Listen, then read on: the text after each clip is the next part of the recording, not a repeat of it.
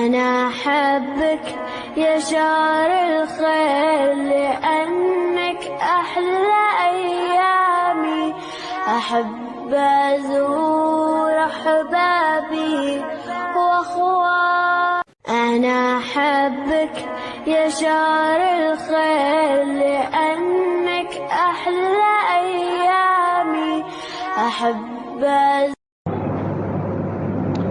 إن الحمد لله نحمده ونستعينه ونستغفره ونعوذ بالله من شرور أنفسنا ومن سيئات أعمالنا من يهده الله فلا مضل له ومن يضلل فلا هادي له أشهد أن لا إله إلا الله وأن محمدا عبده ورسوله أما بعد يا أيها الذين آمنوا اتقوا الله حق تقاته ولا تموتن إلا وأنتم مسلمون يا أيها الناس اتقوا ربكم الذي خلقكم من نفس واحدة وخلق منها زوجها وبث منهما رجالا كثيرا ونساء واتقوا الله الذي تساءلون به والأرحام إن الله كان عليكم رقيبا يا أيها الذين آمنوا اتقوا الله وقولوا قولا سديدا يصلح لكم أعمالكم ويغفر لكم ذنوبكم ومن يطع الله ورسوله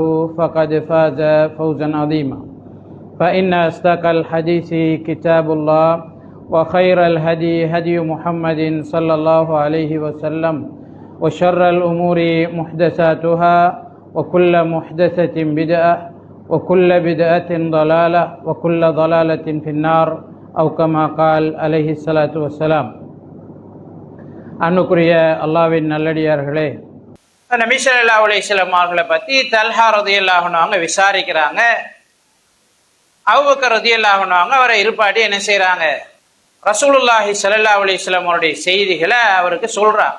Talha ரலியல்லாஹு அன்ஹு ஆச்சரியப்படுறாங்க. ஏற்கனவே பசராவில் அந்த கிறிஸ்தவ அறிஞர் பாதிரி அவருக்கு சொன்னது முழுக்க இங்கே உண்மை மாதிரி அவருக்கு விளங்குது. அப்போ உடனே நபி ஸல்லல்லாஹு அலைஹி வஸல்லம் அவர்கிட்ட அழைச்சிட்டு போக சொல்லி தல்ஹா ரலியல்லாஹு அன்ஹு சொல்கிறாங்க. அபூபக்கர் ரலியல்லாஹு அன்ஹு அவர்கள் அழைத்து கொண்டு செல்கிறார்கள். அங்கே நபி அவங்க குர்ஆன் ஓதி கொண்டு இருக்கிறார். இப்போ குர்ஆனிய வசனங்களை கேட்டோன்னே தல்ஹா ரலியல்லாஹு அன்ஹு அவருடைய கண்ணிலிருந்து கண்ணீர் வடிகிறது. அவர்கள் அழுகிறார்கள். நபி அவங்க குர்ஆன் ஓதி முடித்தோடனே கலிமாவை சொல்லி இஸ்லாத்தை ஏற்றுக்கொள்கிறார். தல்ஹா ரலியல்லாஹு அன்ஹு அவங்களை பொறுத்தவரையில் நான் ஏற்கனவே சொன்னதை போல மிகப்பெரிய செல்வந்தர். அவர் இஸ்லாத்தை ஏற்றுக்கொள்வதற்கு முன்னமேயே மக்காவில் ஒரு தலைவராக மதிக்கப்பட்ட ஒருவர், மிகுந்த நட்பண்புடையவர். ஆனால் இது அவர் இஸ்லாத்தை ஏற்றுக்கொண்டதனால அவருக்குரிய தண்டனைகள்ல இவைகள் என்ன செய்யல, அவரை பாதுகாக்கல. அவருடைய குடும்பத்தினரை அவரை அதிகமாக என்ன செய்கிறார்கள், தண்டிக்கிறார்கள். மக்காவில் அதிகமாக தண்டிக்கப்பட்டவர்களில் தல்ஹா ரலியல்லாஹு அன்ஹு அவர்களும் ஒருவர். அவர் இஸ்லாத்தை ஏற்றுக்கொண்டதற்காக இஸ்லாத்தை விடும் வரை என்ன செய்யறாங்க, தண்டிக்கிறாங்க. ஆனா அவர் உறுதியாக இருக்கிறார். அபூபக்கர் ரலியல்லாஹு அன்ஹு அவர்களும் தல்ஹா ரலியல்லாஹு அன்ஹு அவர்களும் பெரும்பாலும் இருவரும் சேர்த்து தண்டிக்கப்பட்ட சந்தர்ப்பங்கள் இருக்கிறது. தண்டிக்கிறாங்க. இவங்க விடுற மாதிரி இல்லை. அவர்களுடைய கூட்டம் அழுத்து விட்டுட்டாங்க. எதுனால செஞ்சுக்கோங்க என்று அவர்களை விட்டு விட்டார்கள். தல்ஹா ரலியல்லாஹு அன்ஹு அவர்கள் மதீனாவுக்கு ஹிஜ்ரத் செய்தவர்களில் ஒருவர். ஆரம்பத்தில் ஹபஷாவுக்கு ஹிஜ்ரத் செய்தவர்களில் தல்ஹா ரலியல்லாஹு அன்ஹு அவர்களும் ஒருவராக இருந்தார்கள்.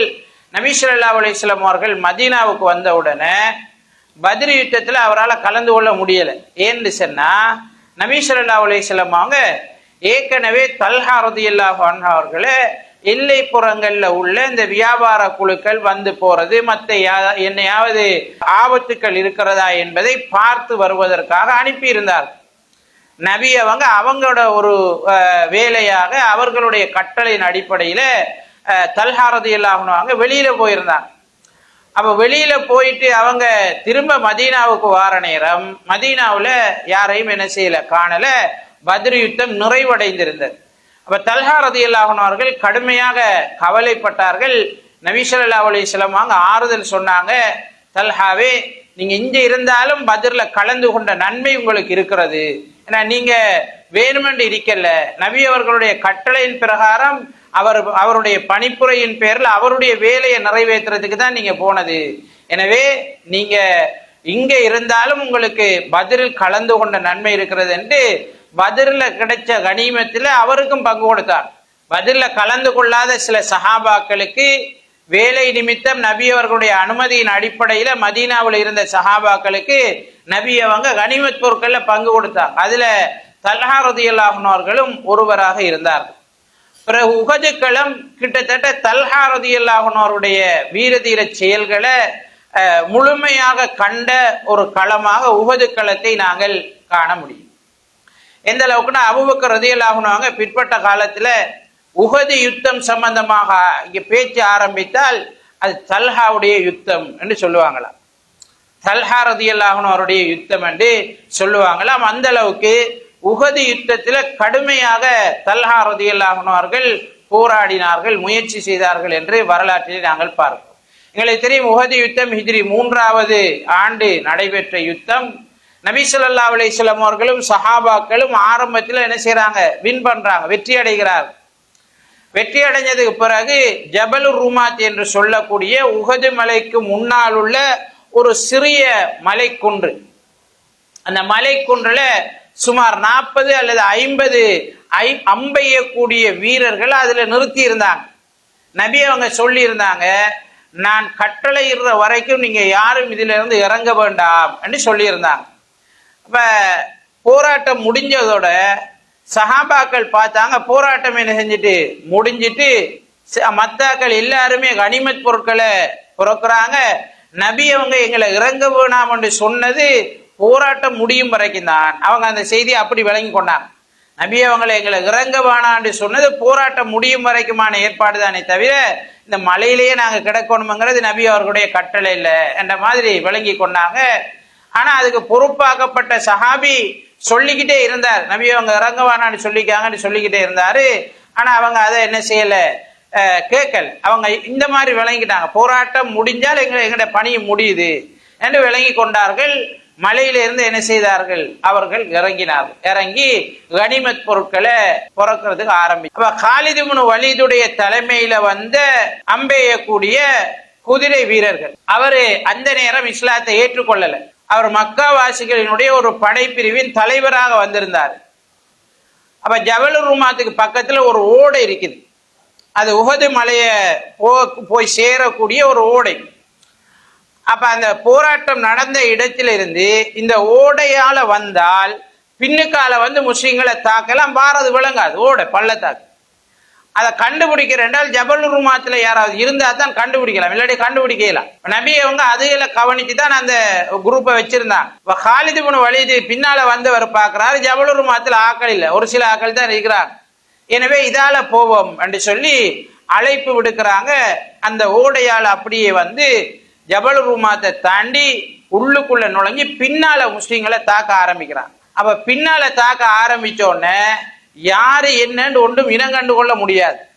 ஒரு அல்லோல கல்லோலமான நிலைமை, ஒரு சிதறுண்ட நிலைமை உஹது யுத்தத்துல 2வது தரம் ஏற்படுது. பெஸ்டுக்கு வெற்றி, ஆனா பிறகு பின்னால வந்து தாக்குற நேரம் ஒரு கொண்ட்ரோல் இல்லாத நிலைமை ஒன்று உருவாகுது. யாரு யாரை பார்க்கிற, எங்க என்ன நடக்குது ஒன்றுமே சஹாபாக்களுக்கு விளங்கல, எல்லாரும் சிதறுண்டு ஓடினா. அந்த நேரம் நபி ஸல்லல்லாஹு அலைஹி வஸல்லம் அவர்களை பாதுகாத்த குறிப்பிடத்தக்க சஹாபாக்கள்ல தல்ஹா ரலியல்லாஹு அன்ஹு ஒரு தல்ஹா பின் உபைதுல்லா ரலியல்லாஹு அன்ஹு கிட்டத்தட்ட அவங்களோட உடம்புல 60 காயங்கள் இருந்தது என்று வரலாற்றுல சொல்லப்படுது. சில அறிவிப்புகள்ல 25 காயங்கள் என்று வருகிறது. நபி ஸல்லல்லாஹு அலைஹி வஸல்லம் அவர்களும் ஒரு சில சஹாபாக்களும் தான் உஹது களத்துல இருந்தாங்க. நபி அவங்களை பாதுகாக்கிறது மிக பெரிய பொறுப்பாக அவர்கள் எடுத்து செய்து கொண்டிருந்தார்கள். முன்னுக்கு பார்த்தாலும் தல்ஹா நிப்பாரு, பின்னுக்கு பார்த்தாலும் நிப்பாரு, வலது பக்கம் பார்த்தாலும் நிப்பாரு, இடது பக்கம் பார்த்தாலும் நிப்பாரு என்று வளைச்சி வளைச்சி நபி ஸல்லல்லாஹு அலைஹி வஸல்லம் அவர்களுக்கு வருகிற தாக்குதல்கள் அம்புகளை சிலதை உடம்புல வாங்கி கொண்டாங்க, சிலதுகளை தடுத்து கொண்டாங்க. இந்த மாதிரி நபி ஸல்லல்லாஹு அலைஹி வஸல்லம் அவங்களை பாதுகாக்கிற பொறுப்புல தல்ஹா பின் உபைதுல்லா ரலியல்லாஹு அன்ஹு அவர்கள் இருந்தார். அந்த நேரம் அவருடைய கையினுடைய சில விரல்களும் என்ன செய்யப்பட்டது, வெட்டப்பட்டது. கையில விரல்கள் அவர அந்த ஆயுதத்தை பிடிச்சிருந்தது, எதிரிகள் வெட்டினதுனால கையினுடைய சில விரல்களும் என்ன செய்திருந்தது, வீழ்ந்திருந்தது என்று ஹதீஸ்ல நாங்க பார்க்கிறோம், நபி ஸல்லல்லாஹு அலைஹி வஸல்லம் அவர்கள் அவரை உஹது களத்தினுடைய ஷஹீதாக அறிவித்தார்கள். அவர் உடம்பிட சில உறுப்புகள் ஷஹீதாக்கப்பட்டிருக்கிறதுனால உஹதின் உயிர் வாழும் ஷஹீத் என்று அவருக்கு சிறப்பு பெயர் இருக்கிறது. உஹதுல உயிர் வாழக்கூடிய ஷஹீத் இருப்பாரா இருந்தார் அவர் தல்ஹா என்று சொல்லி சொல்லுவாங்க. அந்த அளவுக்கு அவர் கடுமையாக உஹது களத்துல நபி ஸல்லல்லாஹு அலைஹி வஸல்லம் அவர்களை பாதுகாப்பதற்காக முயற்சி செய்தார். சஹாபாக்கள் உஹது களத்துல சிதறுண்டு ஓடி அவங்க ஒரு அந்த கலக்கத்தில இருந்து அந்த திடுக்கத்தில இருந்து ஒரு நிதான நிலைக்கு வந்தோன்னு திரும்ப என்ன செஞ்சாங்க, எல்லாரும் வந்து ஒன்று சேர்ந்து தாக்க ஆரம்பிச்சாங்க. அப்ப நபி ஸல்லல்லாஹு அலைஹி வஸல்லம் அவங்க மௌத்தாயிட்டாங்கன்ற ஒரு செய்தி வதந்தி பரப்பப்பட்டிருந்தது. அவர்கள் நபி ஸல்லல்லாஹு அலைஹி வஸல்லம் அவங்களை தேடினாங்க, உயிரோடு இருக்கிறாங்கன்ற உடனே கடும் சந்தோஷமாக இருந்தாங்க, கூவி அழைச்சாங்க. எல்லாரும் வந்து 3ஆம் கட்ட போராட்டம் ஆரம்பிக்கிறது. அப்ப நபி ஸல்லல்லாஹு அலைஹி வஸல்லம் அவர்களை சூழ சஹாபாக்கள் வந்த உடனே நபி ஸல்லல்லாஹு அலைஹி வஸல்லம் அவங்க உங்களோட சகோதரனை பாருங்க, உங்களோட சகோதரன் தல்லாவை பாருங்க என்று அவரை சொல்லிக்கிட்டு இருந்தாங்க. அவர் காயப்பட்டு இயலாம கீழே வீழ்ந்து கிடந்தார் என்று உஹது களத்தினுடைய வரலாற்றை நாங்கள் பார்க்கிற போது பார்க்கிறோம். நபி ஸல்லல்லாஹு அலைஹி வஸல்லம் அவங்க சஹாபாக்கள் பிற்பட்ட காலத்துல தல்ஹா ரலியல்லாஹு அன்ஹு அவர்களை கண்டால் உலகத்துல உயிர் வாழக்கூடிய ஒரு ஷஹீதை பார்க்கிறேன்டா இவரை பார்த்து கொள்ளுங்க சொல்லுவார். உலகத்துல உயிர் வாழக்கூடிய ஷஹீத் என்றால் அவர் மௌத்தா இருப்பார். ஆனா உயிர் வாழ்ற ஷஹீத் என்று சொன்னால் அவர் உடம்புல சில பாகங்கள் உஹது களத்துல ஷஹீதானது, வெட்டப்பட்டது. அதனால உயிர் வாழக்கூடிய ஷஹீதை பார்க்கிறேன்டா தல்ஹாவை பாருங்க என்று சொல்லக்கூடிய அளவுக்கு தல்ஹா ரலியல்லாஹு அன்ஹு அவர்கள் உஹது களத்துல கடுமையாக நபி ஸல்லல்லாஹு அலைஹி வஸல்லம் அவர்களை பாதுகாப்பதற்காக முயற்சித்தார்கள் என்று நாங்கள் பார்க்கிறோம். அதற்கு பிறகு நபி ஸல்லல்லாஹு அலைஹி வஸல்லம் அவர்கள் கலந்து கொண்ட எல்லா போராட்ட களங்களிலும் நபி ஸல்லல்லாஹு அலைஹி வஸல்லம் அவர்களுக்கு பக்கபலமாக தல்ஹா ரலியல்லாஹு அன்ஹு அவர்கள் இருந்தார். தல்ஹா ரலியல்லாஹு அன்ஹு அவங்களை பொறுத்தவரையில நான் ஏற்கனவே சொன்னதை போல ஆரம்பத்திலிருந்தே அவர் பெரியோர் வியாபாரி, நபி அவர்களுடைய காலத்திலும் சரி பிற்பட்ட காலத்திலும் சரி மிகப்பெரிய செல்வந்தன். அவர் மிகப்பெரிய செல்வந்தனாக இருந்தார். ஆனா அவருடைய செல்வம் அதிகமாக முஸ்லிம்களுக்காக அல்லாஹு தஆலாவுடைய பாதையில் செலவழிக்கப்பட்டது. எந்த அளவுக்குன்னா அவருடைய வரலாற்றை எழுதுறவர்கள் எழுதுறாங்க, அள்ளி அள்ளி கொடுப்பாரு, அது மாதிரி அள்ளி அள்ளி அவருக்கு வரவும் இருந்தது சொல்றாங்க. அள்ளி அள்ளி அவர் அடுத்தாக்களுக்கு அதிகமாக தர்மம் செய்வாரு. எந்த அளவுக்கு அவர் தர்மம் செஞ்சாரோ அதை விட பன்மடங்கு அவருக்கு என்ன செய்தது, பரக்கத் இருந்தது. அல்லாஹு தஆலா அவருக்கு திறந்து கொடுத்திருந்தார் என்று அவர் வரலாற்றில் எழுதுறவர்கள் சொல்கிறார். அவர் ஒரு காணியை விற்கிறார். உஸ்மான் ரலியல்லாஹு அன்ஹு அவர்களுக்கு ஒரு காணியை விற்கிறாரு. 7000 தீனார்கள் வருகிறது, அல்லது 7 லட்சம் தீனார்கள் அல்லது திருகங்கள் வருகிறது. அதை ஊட்ட கொண்டே வச்சுட்டு ஒரே டென்ஷனாவே இருக்கார். 7 லட்சம் தீனாரையும் அல்லது திருகத்தையும் வச்சுட்டு ஒரே டென்ஷன்ல இருக்கிறார். அப்ப அவரோட வைஃப் என்னன்னு கேட்கிறா, என்ன டென்ஷனா இருக்கிறீங்க அப்படின்னு. அவர் சொல்ற, இல்ல ஒரு 7 லட்சம் பொற்காசுகளை அல்லது திருகங்களை வெள்ளி நாணயங்களை வீட்டுக்குள்ள வச்சு போட்டு தேவையுடைய இவ்வளவு இருக்க நான் நிம்மதியா எப்படி இருக்கிறேன் என்று கேட்கிறார். அப்ப அவரோட மனைவி சொல்ற, சரி நீங்க அந்த நாணயத்தை எடுத்துட்டு வெளியில போங்க, தேவையுடைய ஆக்களை கண்டுபிடிங்க, கொடுத்துட்டு வந்து நிம்மதியா இருங்க அப்படின்னு சொல்லி அவ்வளவு காசையும் கொண்டு போய் காலை ஆகிற உடனே தேவையுடைய ஆக்களை கண்டு எல்லாருக்கும் பங்கு வச்சு போட்டு நிம்மதியா வந்து வீட்டை இருந்தார் என்று நாங்கள் பார்க்கிறோம். அந்த அளவுக்கு அதிகமாக தர்மம் செய்யக்கூடியவராக இருந்தார்கள். அது மாதிரி அவருடைய சொத்தும் அந்த அளவுக்கு பெருகியது. அவர் பிற்பட்ட காலத்துல மரணிக்கிற நேரம் சொல்றாங்க, அவருடைய சொத்து அந்த தங்கம் எல்லாம் 1-2 கணக்கு பார்க்கிற அளவுக்கு இல்லை. இந்த மரைக்கா கணக்குல ஊக்கியான்னு சொல்லுவாங்கல்ல, கிலோ கணக்குல அள்ளி நிற்கிற அளவுக்கு தான் அவருடைய சொத்துக்கள் இருந்தது. அவருடைய தங்கம் வெள்ளி அந்த சொத்துக்கள் இருந்தது, காணி நிலப்புலங்கள் இருந்தது என்று சொல்லி அவருடைய வரலாற்றில் நாங்க பார்க்கிறோம். அந்த அளவுக்கு அவர் அதிகமாக தர்மம் செய்யக்கூடியவராகவும் இருந்தார். பத்ரு களத்துல ஒரு கிணறு இருந்தது, அந்த கிணறு முஸ்லிம்களுக்கு தேவையாக இருந்தது. அதனால் அதை அவர் காசு கொடுத்து வாங்கி முஸ்லிம்களுக்காக தர்மம் செய்தார் என்று நாங்க பார்க்கிறோம். இங்க நம்ம கிணறுன்றது ஒரு சும்மா சாதாரணமான ஒரு விஷயம். ஆனா பாலைவனத்துல கிணறுன்றது உயிர். பாலைவனத்துல கிணறுன்றது ஒரு உயிர் கிட்டத்தட்ட. ஆனா அது மிச்சம் அபூர்வம் கிணறு இருக்கிறது பாலைவனங்கள்ல. அப்ப ஒரு கிணறு இருக்கின்றால் அதை சூழ இருக்கிற எல்லாரும் அங்க வந்து என்ன செய்வாங்க, தண்ணி எடுப்பாங்க, அவங்களோட தேவை எல்லாத்தையும் அதுல நிவர்த்தி செய்து கொள்ளுவாங்க. கிணறுகளை காண்றது அரிது. அந்த மாதிரி காண்ற நேரம் அதை முழுமையா வாங்கி முஸ்லிம்களுக்கு அடுத்தவங்களோட தேவைக்காக ஒரு ஆள் தர்மம் செய்யறது, ஹதியா செய்யறது வந்து அது மிகப்பெரிய ஒரு தர்மமாக, சதக்காவாக, நிரந்தர தர்மமாக இருக்கு. தல்ஹா பின் உபைதுல்லா ரலியல்லாஹு அன்ஹு அவங்களை பொறுத்தவரையில நபி ஸல்லல்லாஹு அலைஹி வஸல்லம் அவர்களுடைய குடும்பத்துல தன்னுடைய பாட்டனார்கள் ஒருவர்ல சந்திக்கிறார். ஆனா எப்படியாவது நபி அவர்களுடைய குடும்பத்தோட நெருக்கமாக இருக்கணும்ங்கிறதுல அவங்க குறியாக இருந்தாங்க. அதனால அவர் 4 திருமணம் செஞ்சிருந்தாங்க. 4 பேரும் யார் என்றால் நபி அவங்களோட மனைவியர்களுடைய சகோதரிகள், உம்மஹாத்துல் முஃமினீனுடைய சகோதரிகளை தான் இணைஞ்சிருந்தார். தேடி தேடி 4 பேரையும் திருமணம் செய்திருந்தார் என்று அவங்களோட வரலாற்றில் நாங்க பார்க்கிறோம். அவரோட பிள்ளைன்ற பேரை பார்த்தால் அவரோட பிள்ளைன்ற பேரெல்லாம் நபிமார்களுடைய பெயர்களை தான் அவர் வச்சிருந்தார். ஜக்கரியா, யஹ்யா, அது மாதிரி முஹம்மத், ஈசா, இந்த மாதிரி நபிமார்களுடைய பெயர்களைத்தான் தன்னுடைய பிள்ளைகளுக்கு அவர் வைத்திருந்தார். உம்மஹாத்துல் முஃமினீன் என்ற நபி ஸல்லல்லாஹு அலைஹி வஸல்லம் அவருடைய மனைவியர்களுடைய பெயர்களை தன்னுடைய பிள்ளைகளுக்கு, பெண் பிள்ளைகளுக்கு வைத்தார் என்று அவரோட வரலாற்றில் நாங்க பார்க்கக்கூடியதாக இருக்கிறது. நபி ஸல்லல்லாஹு அலைஹி வஸல்லம் அவர்கள் மரணிக்கிறார்கள். அபூபக்கர் ரலியல்லாஹு அன்ஹு அவருடைய காலம், தல்ஹா ரலியல்லாஹு அன்ஹு அவர்கள் எப்படி நபி அவர்களுடைய காலத்துல உறுதியாக முஸ்லிம்களுக்காக உதவி செய்யக்கூடியவர்களாக, இஸ்லாத்திற்காக பாடுபடக்கூடியவர்களாக இருந்தார்களோ, அது மாதிரி அபூபக்கர் ரலியல்லாஹு அன்ஹு அவருடைய காலத்திலும் கடுமையாக உழைக்கிறார்கள். அபூபக்கர் ரலியல்லாஹு அன்ஹு அவர்களுக்கு மிக பெரும் உறுதுணையாக அவருடைய காலத்திலே இருக்கிறார். அபூபக்கர் ரலியல்லாஹு அன்ஹு அவர்கள் மரணிக்கிறார்கள். உமர் ரலியல்லாஹு அன்ஹு அவருடைய காலம், உமர் ரலியல்லாஹு அன்ஹு அவருடைய காலத்திலும் அவருக்கு மிக பெரும் உறுதுணையாக தல்ஹா ரலியல்லாஹு அன்ஹு அவர்கள் இருந்தார். உமர் ரலியல்லாஹு அன்ஹு அவங்க மௌத்தாகிற நேரம் 6 பேர் கொண்ட ஒரு குழுவை அடுத்த தலைவரை தீர்மானிக்கிறதுக்கு நியமிச்சாங்க. 6 பேரை நியமிச்சாங்க. அந்த 6 பேர்ல இருந்து ஒரு ஆளை அடுத்த தலைவரா தேர்வு செய்யுங்கன்னு சொன்னாங்க. அதுக்கு காரணம் சொல்ற நேரம் இந்த 6 பேரையும் நபி அவர்கள் பொருந்திய நிலையில மரணிச்சாங்க. அதனால இந்த 6 பேர்கிட்ட நான் என்ன செய்கிறேன், அந்த பொறுப்பை விடுகிறேன், அவர்களிலிருந்து ஒருவரை தேர்வு செய்யட்டும் அப்படின்னு சொல்லி சொன்னாங்க. அந்த 6 பேர்ல ஒருவராக தல்ஹா ரலியல்லாஹு அன்ஹு அவர்கள் இருந்தார்கள் என்கிறத வரலாற்றுல நாங்க பார்க்கிறோம். அப்ப தல்ஹா ரலியல்லாஹு அன்ஹு இந்த 6 பேரும் சேர்ந்து அடுத்த ஆளாக உஸ்மான் இப்னு அஃபான் ரலியல்லாஹு அன்ஹு அவர்களை நியமிக்கிறாங்க. உஸ்மான் ரலியல்லாஹு அன்ஹு அவருடைய காலத்திலையும் அவருக்கு மிக பக்கபலமாக தல்ஹா பின் உபைதுல்லா ரலியல்லாஹு அன்ஹு அவர்கள் ஈடுபடுகிறார்.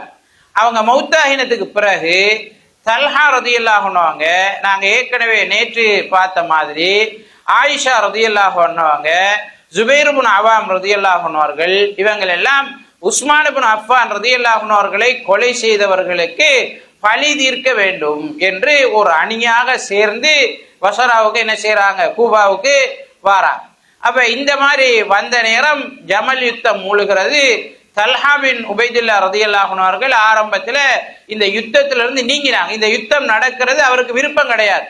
நாங்க ஏற்கனவே சொன்ன மாதிரி இந்த யுத்தம் எதேச்சையாக திணிக்கப்பட்ட ஒரு யுத்தம், தவறுதலான ஒரு புரிதலின் அடிப்படையில 2 சாராருக்கும் ஏற்பட்ட தவறான புரிதலின் அடிப்படையில் உருவான ஒரு யுத்தம். அதனால தல்ஹா ரலியல்லாஹு அன்ஹு அவர்கள் இந்த யுத்தத்தை விரும்பவில்லை. அவர்கள் ஒதுங்கி இருந்தார்கள். என்றாலும் உஸ்மான் ரலியல்லாஹு அன்ஹு அவர்களை கொலை செய்த அந்த கூட்டத்தில் ஒருத்தனுடைய அம்பு அவரில் பட்டு அவர் ஷஹீதானார், இறந்தார் என்று வரலாற்றிலே நாங்கள் பார்க்கிறோம். 36ஆம் ஆண்டு, ஹிஜ்ரி 36ஆம் ஆண்டு அவர் மரணிக்கிறார். அலி ரலியல்லாஹு அன்ஹு அவர்கள் இந்த யுத்தம் முடிந்ததற்கு பிறகு தல்ஹா ரலியல்லாஹு அன்ஹு அவர்களுடைய முகத்தை தடவிக்கிட்டு அழுகுறாங்க. தல்ஹா ரலியல்லாஹு அன்ஹு அவர்கள் மரணித்திருக்கிறத பார்த்து போட்டு அழுகுறாங்க. உன்னுடைய சகோதரனாக நானும் சுவர்க்கத்தில் இருக்க வேண்டும் என்று சொல்லி அவங்க சொல்றாங்க.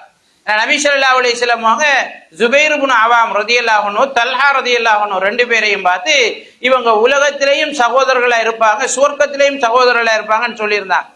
அப்ப அலி ரலியல்லாஹு அன்ஹு அவங்க அவரை அதை ஞாபகப்படுத்தி நான் உன்னோடு சுவர்க்கத்திலும் தோழனாக சகோதரனாக இருக்க வேண்டும், இந்த பிரச்சனை எல்லாம் நடக்கிறதுக்கு 20 வருஷத்துக்கு முதல் நான் மௌத்தா இருக்கணுமே என்று சொல்லி அலி ரலியல்லாஹு அன்ஹு அவர்கள் அழுதார்கள் என்று சொல்லி வரலாற்றிலே நாங்கள் பார்க்கிறோம்.